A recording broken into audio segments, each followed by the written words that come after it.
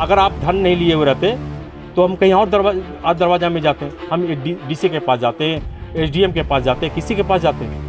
लेकिन आप दोनों चीज़ करके और लेकर हमारे ज़मीन को लुटवाने का आपने जो काम किया और मेरे छवि को खराब करने के लिए वो जो झूठा आरोप लगा रहे हैं वो निराधार है।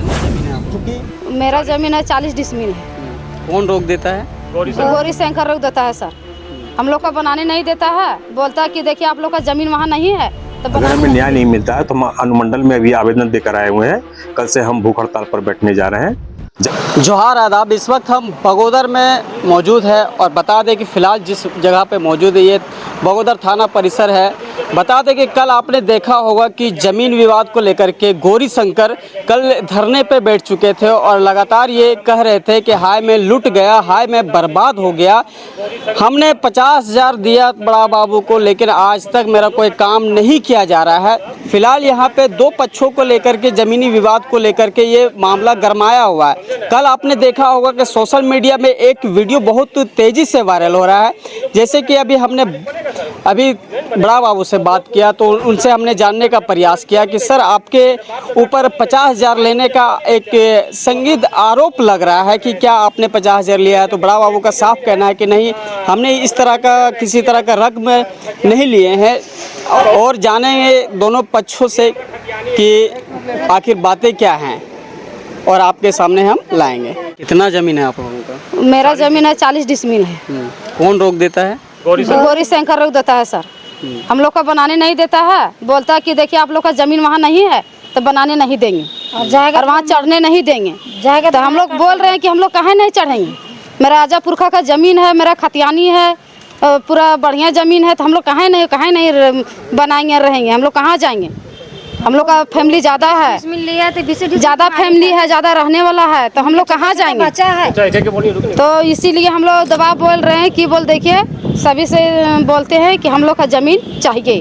तो आप लोग कभी सीओ साहब से जाकर के मिले, बात किए इसके बारे में? सीओ से बात हुआ है, सबसे बात हो रहा है कि हम लोग का ज़मीन है तो हम लोग ज़मीन हमको चाहिए और हम लोग को कोई लटपट नहीं रहना। सीओ साहब क्या आश्वासन दिया आप लोगों को ज़मीन के बारे में? बोला कि देखिए अपना ज़मीन अच्छा है, बढ़िया है, तो सीओ से ऑर्डर दे दिया है, तब बोल जाइए बनाइए और अच्छा से रहिए। लेकिन हम लोग जाते हैं वहाँ तो भगा देते हैं कि यहाँ से भागिए, आप लोग का ज़मीन वहाँ नहीं है।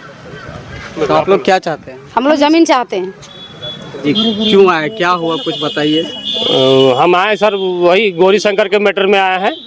हाँ, कल वो क्या बोलते हैं, कल बैठा था, कल रोड जाम किया था, वो रोड जाम किया था। उनके साथ संदीप जायसवाल भी थे, उनका सपोर्ट में संदीप जायसवाल, तो उनको सपोर्ट में भी थे, तो उनके वो आए थे, हम लोग पर केस किया है सर। गौरी शंकर कौन लगते हैं, रिश्ते में कोई लगते हैं? नहीं, गौरी शंकर जमीन जो 5 कट्ठा मेरा हिस्सेदार जो हिस्सा से लिया है, तो 5 कट्ठा का ना हिस्सा लेगा सर वो कि पूरा 15 पूरा दुनिया हड़प लेगा सर। वो मेरा 15 कट्ठा जमीन है, तो दो हिस्सेदार हम लोग नहीं बेचे हैं, 2 हिस्सेदार नहीं बेचे हैं, तो एक हिस्सेदार बेचता है। एक हिस्सेदार का मालिक है सर वो, कि 2 हिस्सेदार, तीसरा हिस्सेदार का मालिक तो नहीं है।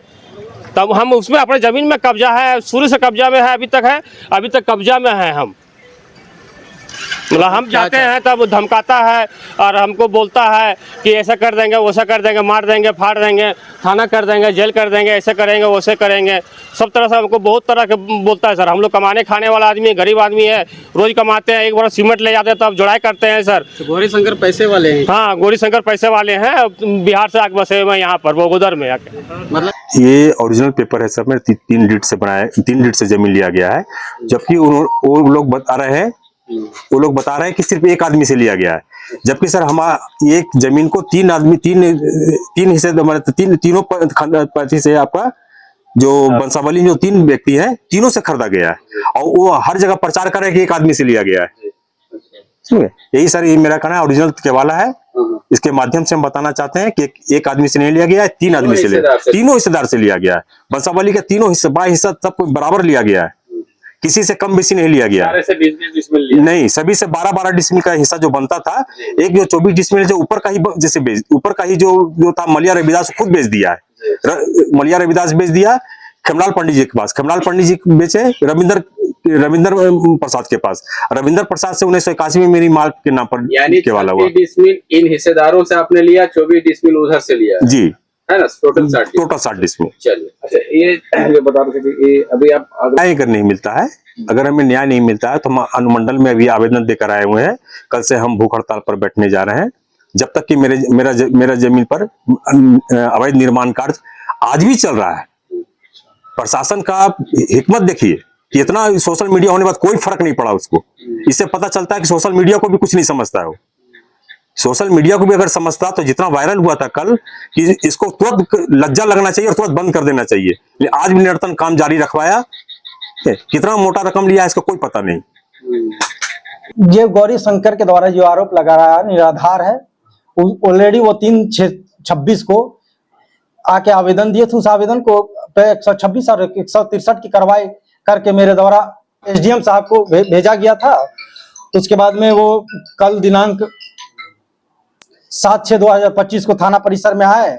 उसके बाद में बोले कि काम बंद कराने के लिए, तो हम उनसे बोले कि हम काम बंद करा देते हैं, आप वहां से 164 का नोटिस ले आइए और नहीं तो एसडीएम साहब से हमको मौखिक में आदेश दिला दीजिए कि काम बंद करने का, हम बंद करवा देते हैं। उसी बीच में थाना से निकल के गए और वहां पे धरना प्रदर्शन करने लगे, जो कि कानूनी रूप से अनुचित है। उनके द्वारा किसी प्रकार का कोई धरना प्रदर्शन का ना आदेश लिया गया, एसडीएम साहब से कोई आदेश नहीं लिया गया था।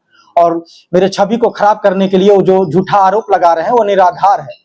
चूंकि जमीन से संबंधित मामले में हम लोग को अधिक हस्तक्षेप पुलिस विभाग को नहीं करना है, सिर्फ विधि व्यवस्था को खराब होता है तो उस समस्या को हम लोग को देखना है। और उनके द्वारा जो आवेदन दिया गया था ऑलरेडी हम उसको कार्रवाई कर चुके थे। जो उसकी कॉपी जो हाथ में लेके वो दिखा रहे हैं, तो ऑलरेडी वो मेरा किया हुआ कॉपी है, उसी को वो दिखा रहे थे। उसी विषय पर कह रहे हैं सर कि जो आपने कार्रवाई की उसी के बिना पर आपने 50,000 रुपया। नहीं, ऐसा कोई बात नहीं है।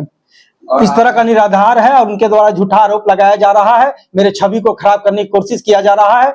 तो वो अपना बयान को वापस नहीं लेते हैं, तो हम अपने स्टेशन डायरी थाना दैनिकी में अंकित कर दिए हैं। और उसके बाद में इस तरह की दोबारा अगर उनके द्वारा किसी प्रकार कोई गतिविधि किया जाता है तो उचित धाराओं के तहत उन पर एफआईआर दर्ज करके उन पर कार्रवाई किया जाएगा।